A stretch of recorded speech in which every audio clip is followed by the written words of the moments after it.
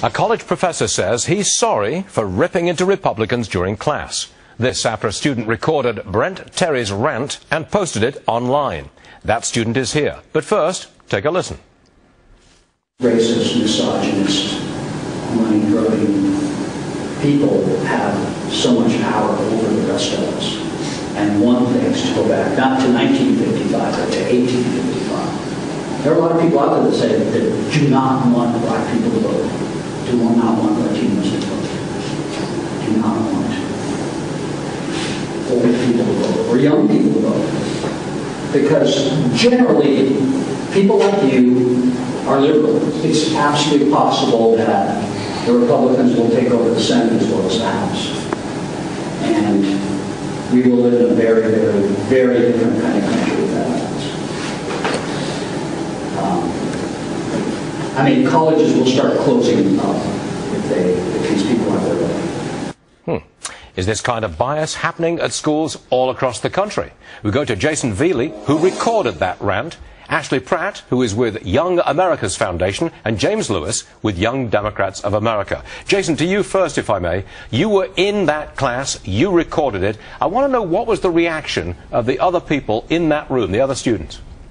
While he was going on this anti-Republican rant, if you will, the reaction of the other students, I was looking around while he was talking about this.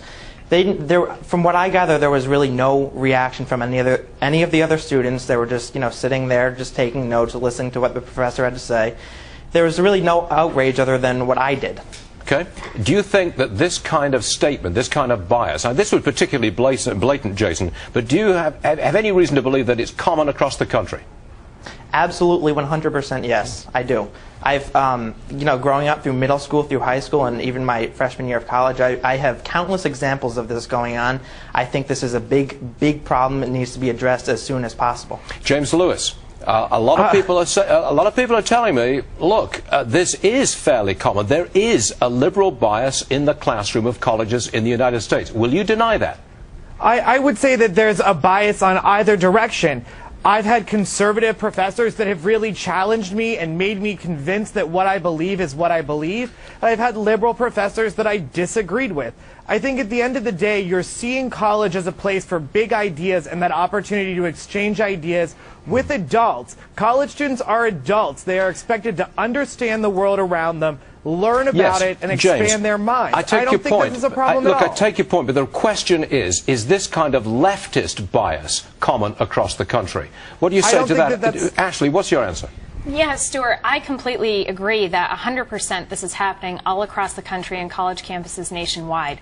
What ends up happening is when you have this whole movement for political correctness, it's only intensifying the need for this whole liberal culture to come out and really show their intolerance. And this is what's happening with professors. Students are being persecuted in some ways for their conservative values. Okay. Should he be fired? Yes, we just I don't know whether he's tenured or not, but should he be fired? Here's the thing, and the university came out with a statement and said that these things can happen in the classroom because teachers can say what they want. That is absolutely ridiculous. And at Young America's Foundation, we support free speech. We support students who believe in their conservative beliefs. And everyone's entitled to their free speech. But for a professor to make those kinds of statements, to say that conservatives are racist and misogynist, that was just out of line. Jason, how did you know to record that? Are you with a conservative group, and that's why you recorded this specifically? I didn't record it because I'm affiliated with any specific group. I was listening to what he had to say. It started with a poem, and then the poem was centered around the ideas of racial inequality, and then that quickly turned to a more political conversation on social justice. I didn't record this necessarily for any organization or anything like that because of something I'm affiliated with. I just recorded it because I felt the need that it should be, I felt like it should be documented. I felt very, very bullied. I felt like I was a victim for believing what I believe. Well, do you think he should be fired? I think that action should be taken to make sure that something like this never, ever happens again. I think the school needs to put measures in place that ensure that teachers can't get away with this anymore. I mean, this, again, is a huge, huge problem.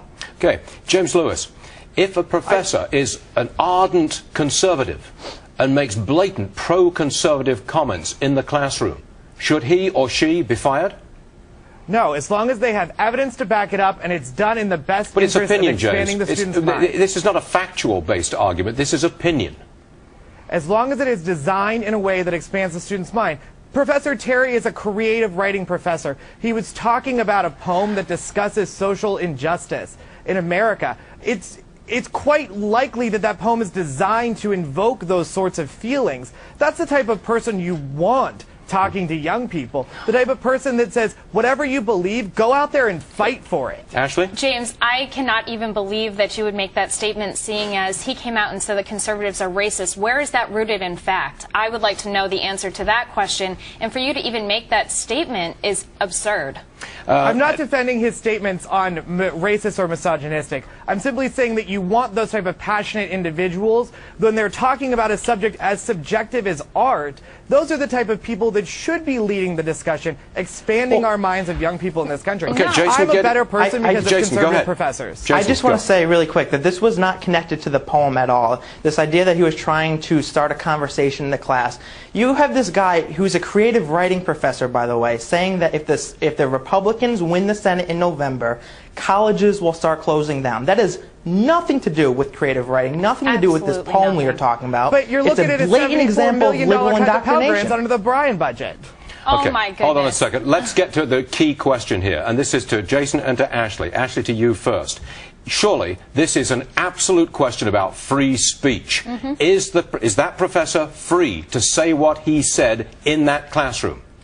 When it comes to that, I think that's where it gets a little tricky, Stuart. You definitely have the right to free speech, yes, but as a professor who's influencing young minds on college campuses, that is absolutely ludicrous for him in a creative writing class, not even on that topic, to Jason, say those comments. I've got to get to you. Absolute free speech issue, yes or no? Absolutely. Look, does he have that right? I'm a firm believer in the Constitution, the First Amendment. I believe in the freedom of speech, but there has to be a line. I mean, the line has to be drawn somewhere. These professors can't just come into these classes and say whatever they want. There has to be limits. All right. These students are a captive audience. All three of our guests, we thank you very much indeed for being with us. Thank you.